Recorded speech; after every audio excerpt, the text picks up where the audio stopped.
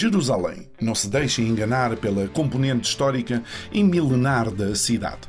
Jerusalém sofre dos mesmos problemas cosmopolitas de outras urbes. Trânsito intenso e dificuldades de estacionamento. Mas lá vamos conseguindo chegar aos locais a visitar.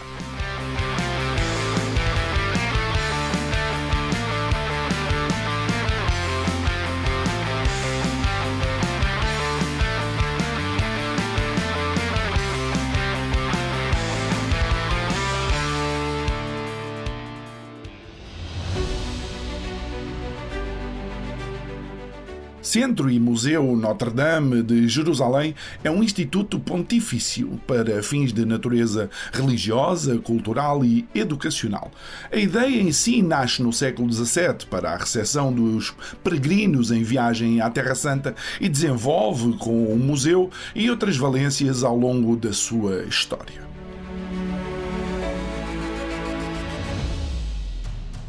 Samuel, porque os acontecimentos da vida de Jesus e alguns antecedentes e posteriores foram há muito tempo, há a tendência para se criarem algumas tradições, primeiro tradições orais, outras tradições de figuras ou desenhos que se prolongam no tempo, mas de alguma forma não são factuais. É correto, principalmente. Daqui a pouco nós vamos andar a Via Dolorosa e você vai ver que são vendidas coroas de espinhos e tidas como sendo as coroas que Jesus usou. Isso não é verdade. As coroas eram feitas com plantas nativas, como você está vendo essa aqui. Veja essa planta nativa aqui.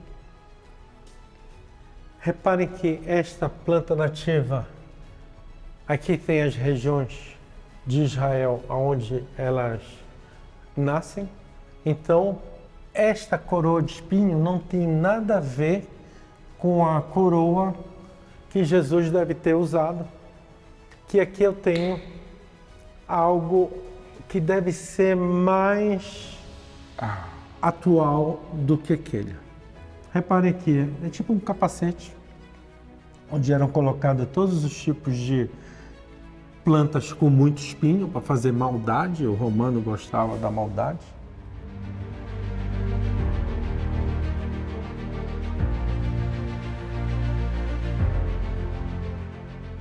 Algo mais interessante, eu não sei porquê, as pessoas têm o hábito de acreditar que Jesus carrega uma cruz na Via Dolorosa. Isso nunca existiu. Jesus não carregou cruz. Jesus carregou apenas o travessão. Veja aqui nessa imagem. Ele vai carregar este travessão, aonde já existia provavelmente uma árvore, ou uma estaca, onde iria formar um T, formando uma cruz. E esta é uma das razões de visitar estes locais, romper com mitos e tradições.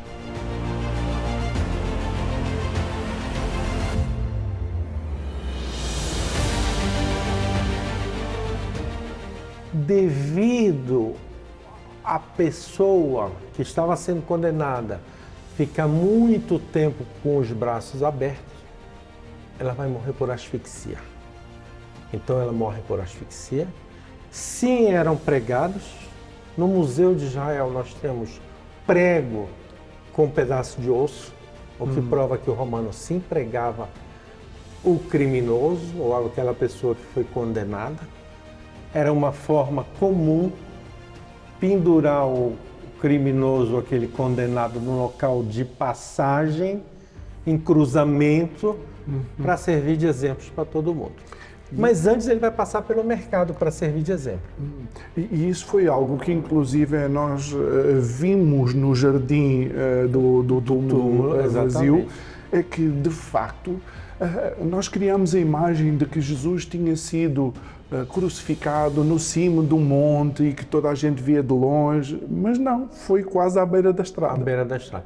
Outro detalhe também, já que nós visitamos o local do sepulcro vazio, aqui também nós temos uma outra imagem aonde eu tenho como era o sepulcro da época de Jesus E em uma maquete, é lógico. Aqui, olha aqui a maquete. Olha a maquete aqui. Então, lá no local que nós visitamos, não tinha estes degraus, não tinha esta pedra que Maria não conseguiria afastar e também não tinha esta câmara. Ou seja, este é um clássico de um túmulo de época de Jesus.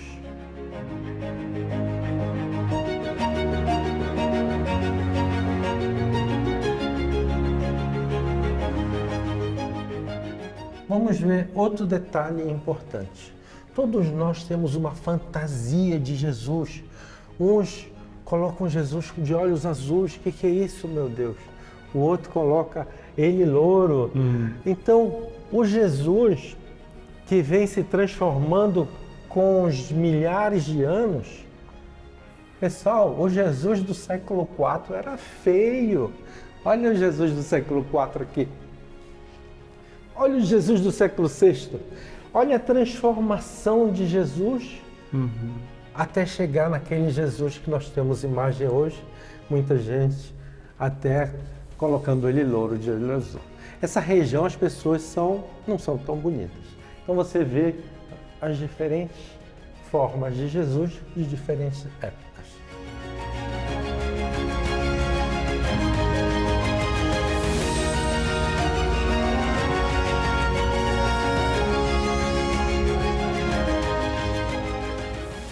E de alguma forma, Samuel, porquê tu pensas que isto acontece?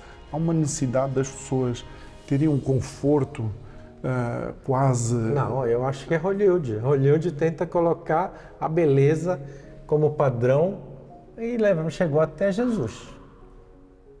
Daí a importância de conhecermos, olha, por exemplo... Isso são as imagens que você encontra nas igrejas de como Jesus era retratado.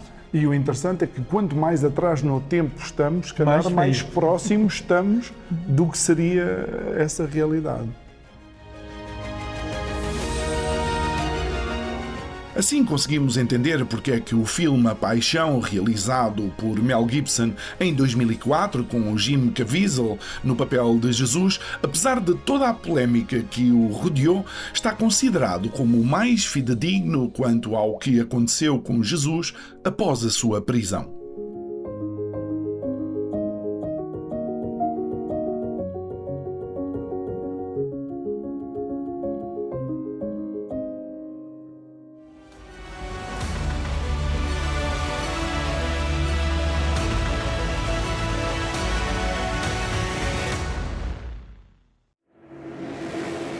Estamos com o Samuel, o guia brasileiro em Israel, no Museu de Notre Dame, em Jerusalém, e tem sido um abrir de olhos, uma vez que mitos e tradições estão a ser desmontados pelos factos.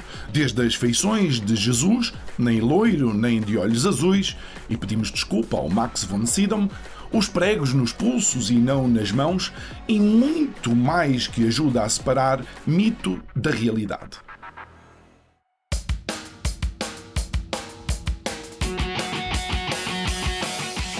Nenhuma visita a Jerusalém está completa sem ir até à Cidade Velha, intramuros, sentir o pulsar que, por mais que o tempo passe, é em tudo semelhante ao de outros tempos. Um caldeirão cultural e religioso, um fervilhar social e económico são fatores que percorrem os tempos e acompanham Jerusalém. Hélia Capitolina foi uma cidade construída pelo imperador romano Adriano no ano de 131 e ocupada por uma colónia romana no local das ruínas de Jerusalém. Difícil mesmo é entender onde acaba o antigo e começa o novo.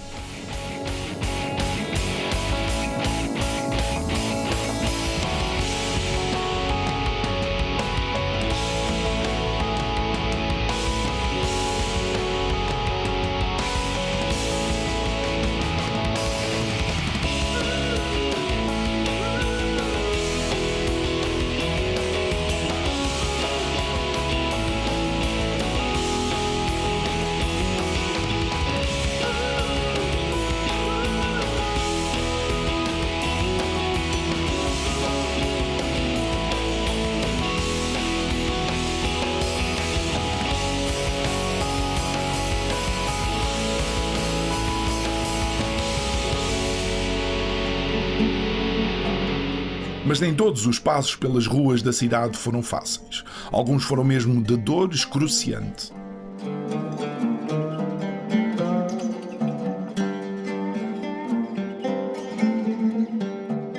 Nós estamos no início da Via Dolorosa. A primeira estação, ela não existe mais. Ela foi destruída, era na Fortaleza Antônia, ficava hoje onde eu tenho o colégio. E aqui na primeira estação, vocês podem ver que na própria entrada tem uma espécie de coroa de espinho que o arquiteto Antônio Barluzzi coloca para lembrar das passagens bíblicas, já que na primeira estação houve a flagelação de Jesus. Pela tradição, Jesus teria levado 39 chicotadas. Então, aqui é o local da condenação e coroação. Aqui teve início uma verdadeira saga de sofrimento, onde em certos momentos a morte pareceu até mais desejável e somente o sentido de missão de vida do Nazareno o fez continuar.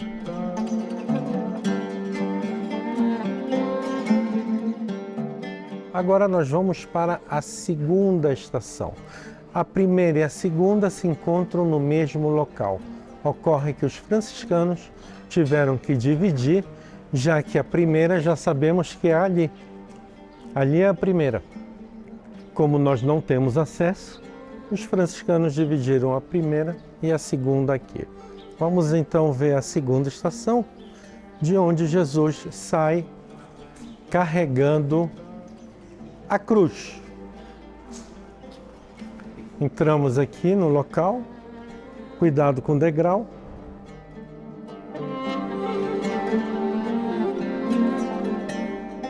Nós estamos agora na segunda estação. Como eu sei que eu estou no local exato da segunda estação? Esse piso mencionado na Bíblia, que é chamado litróstotos, e esse joguinho que era usado pelos soldados romanos, graças a esses dois achados arqueológicos, eu tenho certeza de estar na segunda estação. Era costume os governadores romanos erguerem os seus tribunais em lugares abertos e públicos, como mercados ou praças. Pilatos fez com que o seu assento de julgamento fosse colocado num lugar chamado o pavimento, litóstrotos, no original grego, que seria um pavimento em mosaico de pedras coloridas. Estamos saindo então agora da segunda estação, é o local da condenação. Daqui Jesus sai carregando a cruz, que nós já sabemos que é um travessão, e ele vai percorrer um caminho chamado de Via Crucis, Via Dolorosa ou Via Sacra. Esse é o caminho que Jesus vai percorrer.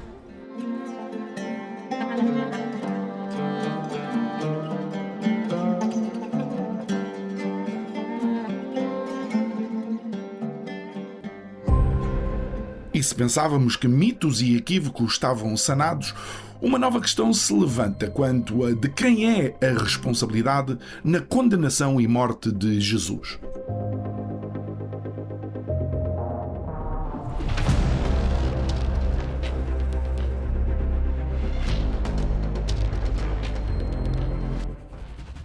Estamos aqui em Jerusalém e estamos de facto num sítio privilegiado, de muito pouco acesso para as pessoas que aqui andam.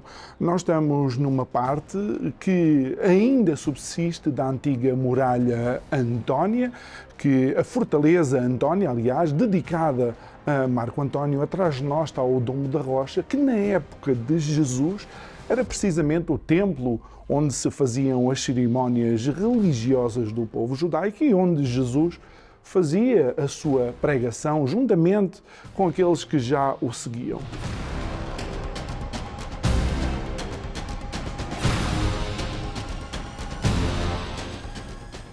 Daqui mesmo, destas janelas, Herodes olhava e tentava entender o povo judaico, tentava entender o dia-a-dia daquele povo, tentava entender o rebuliço e a vivacidade com que esse povo vivia e não conseguia. Não conseguia, porquê? Porque olhava e de facto via uma série de negócios que iam prosperando de volta de uma determinada visão das coisas, de uma determinada exploração ou aproveitamento da espiritualidade de alguns. E eis que aparece Jesus Cristo e vem confrontar, de facto, todas essas pessoas que viviam do negócio da espiritualidade, do negócio da religião. Aliás, uma das mais famosas passagens na Bíblia acontece precisamente ali, quando Jesus Cristo, à entrada do templo, derruba as mesas dos vendilhões, as mesas daqueles que trocavam as moedas em moedas mais pequenas, daqueles que vendiam umas pombas para sacrifício. E isso, de facto, faz-nos questionar: quem será que lucrou mais com a morte de Jesus?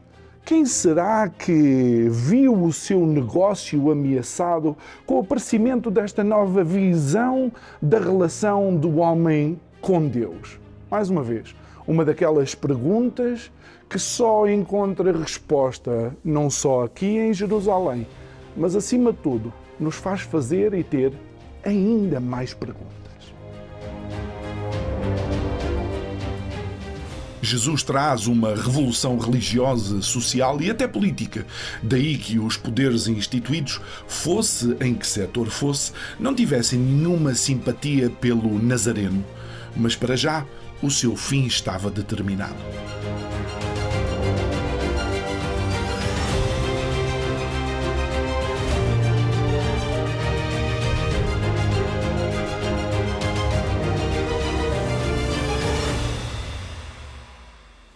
Ainda aqui na Fortaleza Antónia, uma questão que se levanta com certeza é, olhando para o espaço físico, é quantas pessoas é que estariam aqui dentro?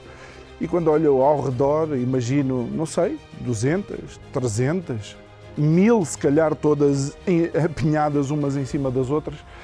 E isto leva-nos então à tal questão: quem seriam os principais interessados na morte de Jesus? A quem é que Jesus estaria a colocar o seu status quo, o seu estilo de vida? A quem é que incomodaria esta nova visão da relação do homem com Deus? E, de alguma maneira, por que colocar aos ombros de todo um povo algo que foi feito ou decidido apenas por uns poucos?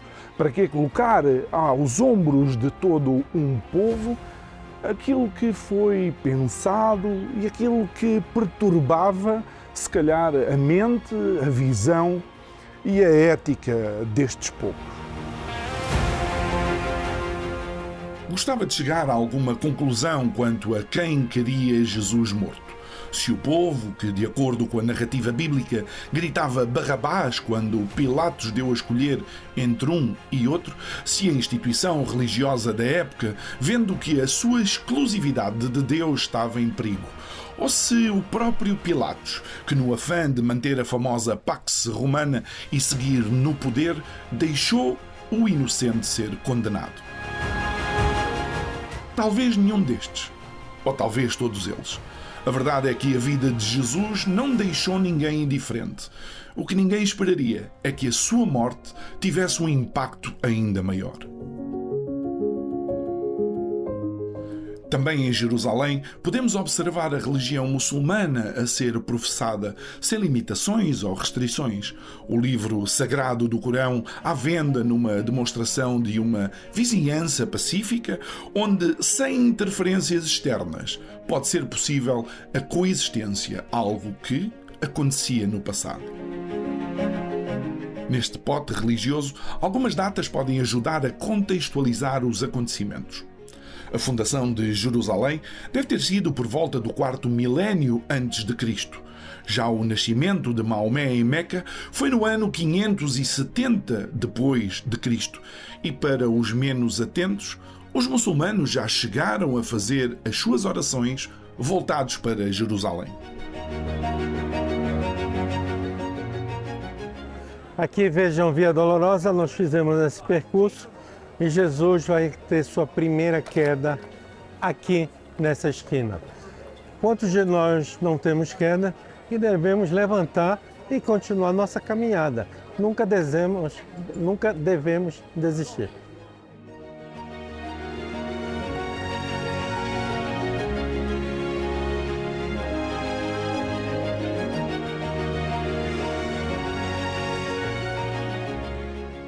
Estamos na terceira estação. Vimos que Jesus cai ali naquela esquina onde ele tem sua primeira queda. Na sequência, ele vai encontrar com a mãe dele, na quarta estação. E para que a mãe não sofra, Pedro fica na frente dela, impedindo que ela visse aquele sofrimento do homem sendo julgado injustamente, passando por esse mesmo mercado que já existia desde aquela época.